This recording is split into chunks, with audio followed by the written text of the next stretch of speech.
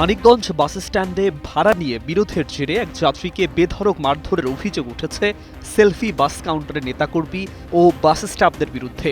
ভুক্তভোগী আজিম জানান, সাভারের ২২ মাইল থেকে মানিকগঞ্জ পর্যন্ত স্বাভাবিক ভাড়া ৬০ টাকা হলেও তিনি ৮০ টাকা দিয়ে বাসে ওঠেন।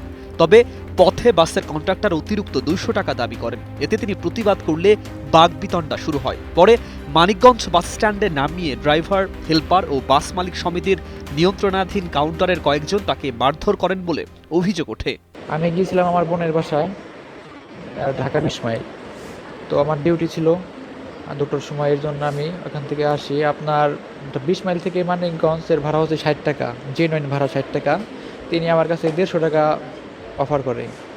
আমি তাকে ৮০ টাকা দিতে রাজি হই। তো সেই পর্যায়ে আমি গাড়ি থেকে উঠি, আমার সাথে তর্ক বিতর্ক হয়।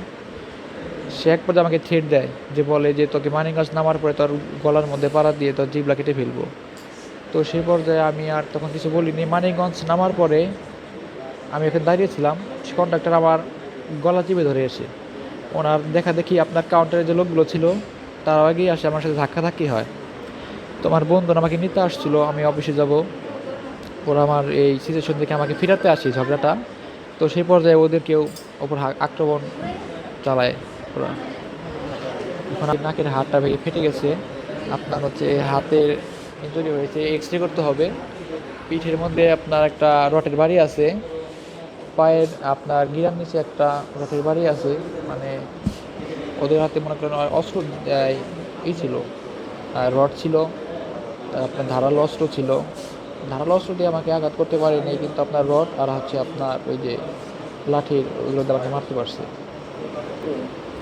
তো আপনার জেনুইন ভাড়া হচ্ছে আপনার ৬০ টাকা।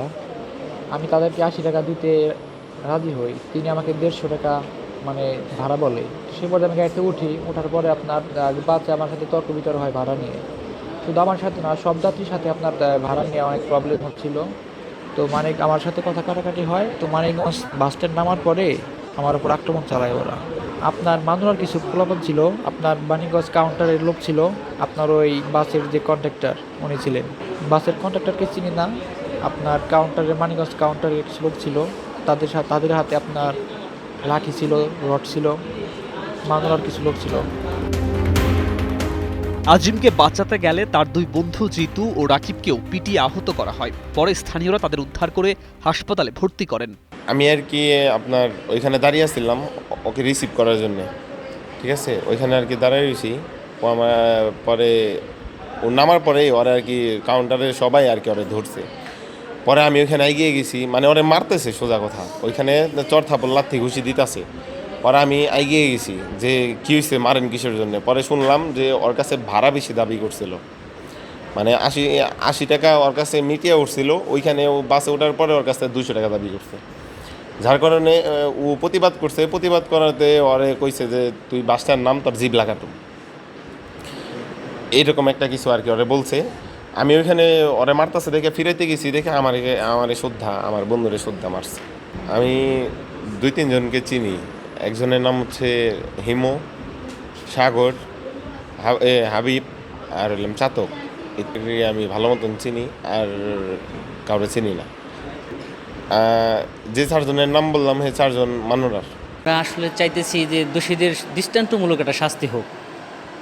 কারণ হলো আমাদের এখানে যে সেলফি বাসগুলো যে অকারেন্স হইতেছে, কিছুদিন আগেও মূলজানে অ্যাক্সিডেন্ট হয়েছে।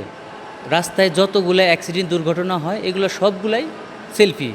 আমরা চাই এই সেলফি বাসের একটু দৃষ্টান্তমূলক কোনো একটা শাস্তি চাই। যে পোলাপানগুলো এই কাজগুলো করছে তাদের দৃষ্টান্ত ভালো রকম একটা শাস্তি দাবি চাইতেছি আমরা।